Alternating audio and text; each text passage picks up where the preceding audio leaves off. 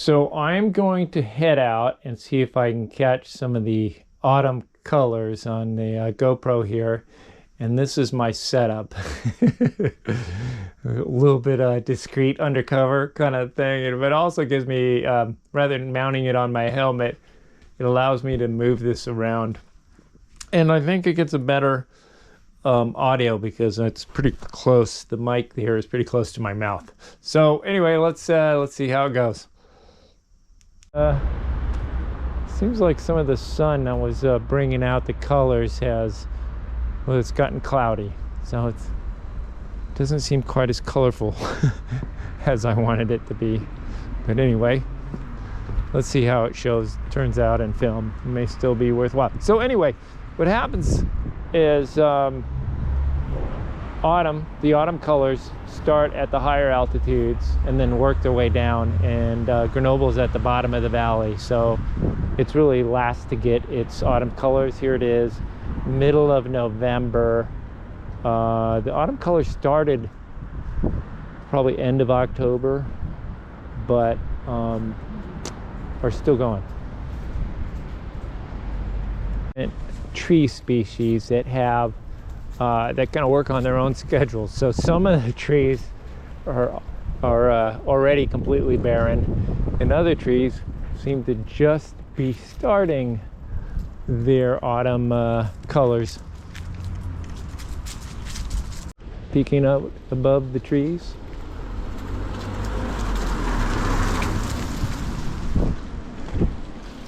Bonjour.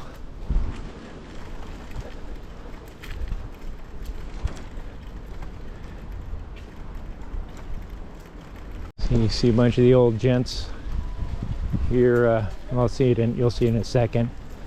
A bunch of the old gents playing petanque.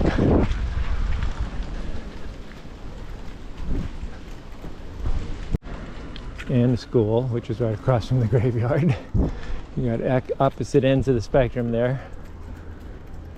A little bit of the colors up on the hills. In this little park behind the Grenoble's Museum of Art.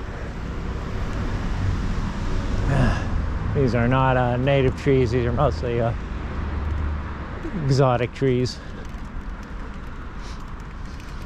Kind of part of the point of this park.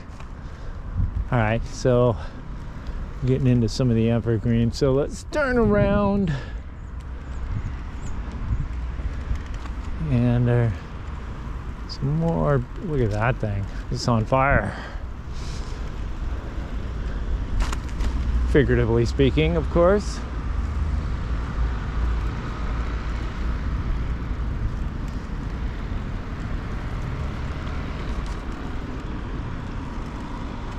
Beautiful.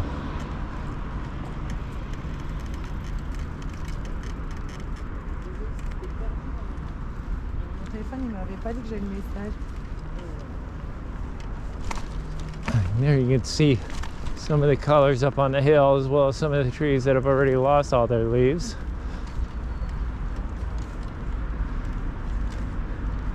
Here you go. Colors near the Bastille fortress.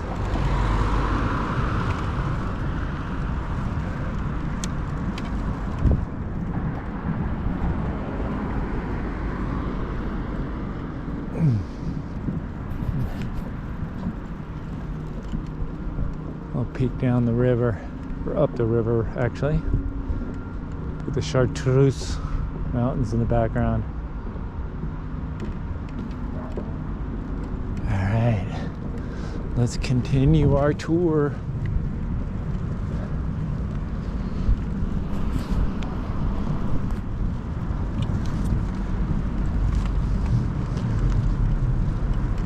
Hopefully the strap hasn't been getting in the way.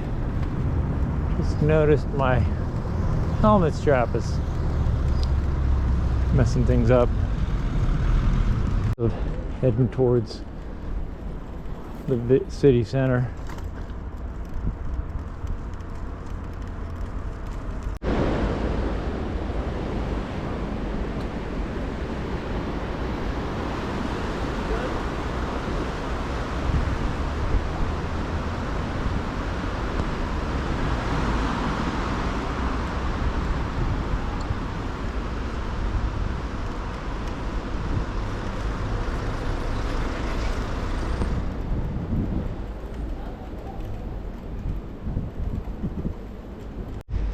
in a historic part of the city with the Palais de Justice. And I always love seeing this tree up here because it's so colorful and it's framed by such historic buildings. That's the old San Andre Church. It's about 1,000 years old. And I forgot what that castle is called, but it has something to do with the Douglas de Guerre. These pigeons are always trying to commit suicide under my tires. Haven't had one succeed yet, but I see some squash pigeons around town, so they're succeeding with maybe less sympathetic people.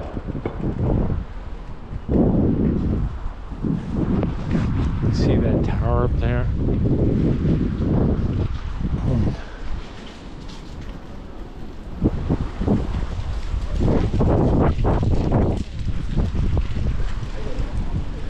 It's kind of windy.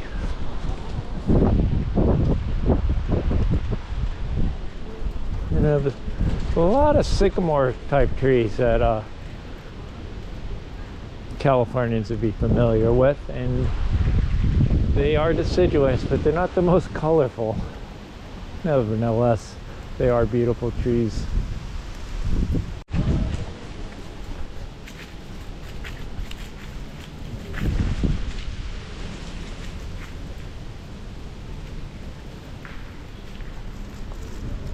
You can hear the clacking of pétanque balls. Some people play pétanque over there.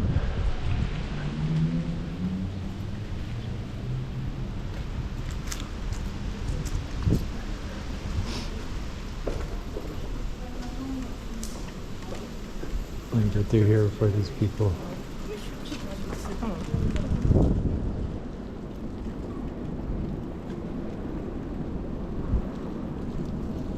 This is the Place Grenette.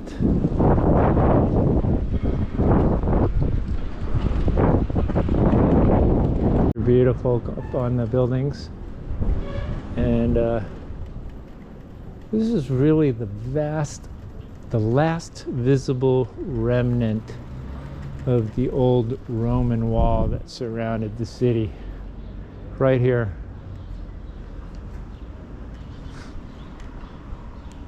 Roadside vegetable stands. So Euro, right? Building that's all graffitied up right there. It's getting redone. The building next to it, that's sort of a similar geometry, looked just like that building a couple of years ago, and they redid it. And now they're working on this one. It's still kind of out of place and ugly amidst all these beautiful historic buildings. All right. Got the green. All right, coming back across the Pont Saint Laurent. Let's just take a moment. That to me is one of the most beautiful geographical features of Grenoble.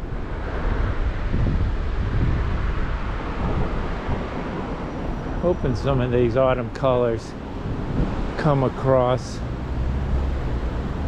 So what you just looked at was a portion of the Chartreuse Mountains, and then over in this direction, that's the Vercors Mountains in the background. Grenoble is circled by 3 different mountain ranges. So 2 of them are subalp ranges, as I call them, meaning they're a little bit smaller than the Alps themselves. And then the 3rd is the Alps themselves. So we'll try to get a glimpse of that on the way back. Neighborhood. And it was largely settled by Italians. And still has, you know, kind of an Italian influence. That Senlo bar that we just went by is sort of classic. You go in there with these old-timer Italians in there, or people of Italian heritage. Excuse me. Now it's a lot of art galleries, or art studios, I should say. Not so much galleries, but little art workshops.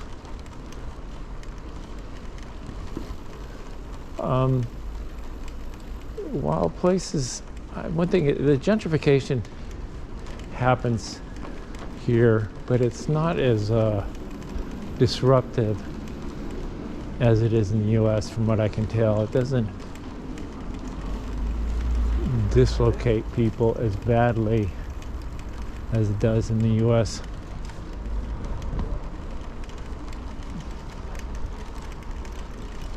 Kind of a cool little street.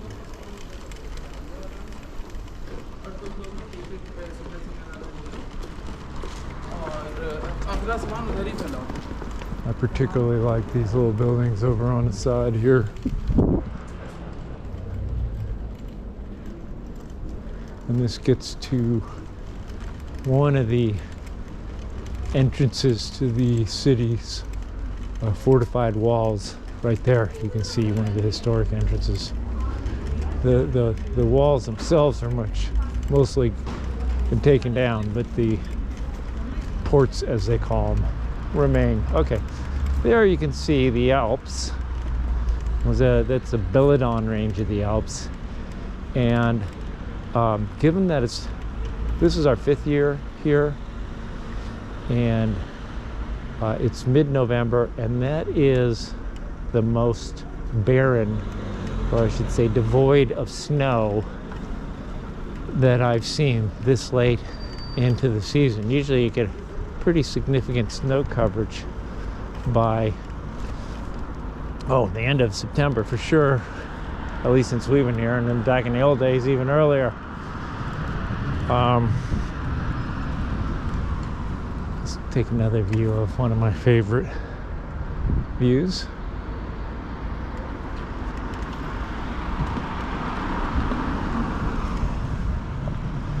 But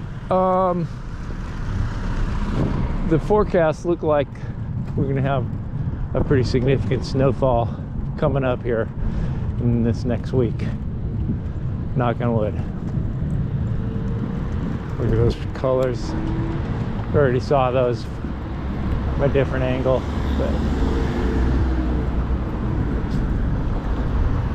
yeah, so that's pretty much what I wanted to show you. Let's see.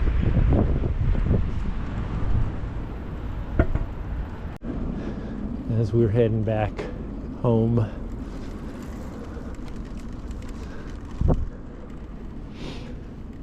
it's nice you can talk and people don't think you're crazy anymore, because we're in such a day and age of people speaking over their wireless earbuds. So yeah, you get some modern architecture in Grenoble as well as historic architecture. Not so fond of the modern architecture here, because in the US it just kind of goes with what the US is all about. A newish, a new country, new world. There is no sort of cultural architecture, not much. But in France, to me, modern architecture kind of represents generic architecture. It's kind of a form of globalism. It's an abandonment of the architectural styles that were unique to France in favor of architectural styles that can be found anywhere in the world now.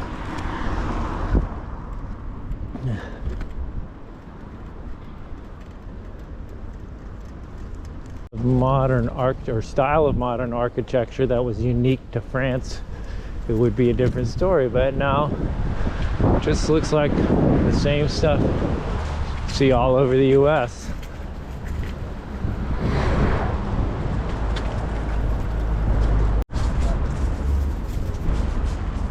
Get a view of these flamboyant showing their flamboyant autumn colors right here. Look at this, these reds on, I don't know what kind of plant this is, but it's amazing.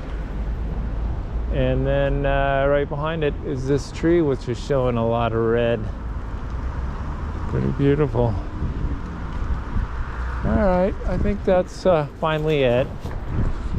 Oh, there you can see some trees that have already dropped all their leaves. Right there. So they're an early adopter of autumn.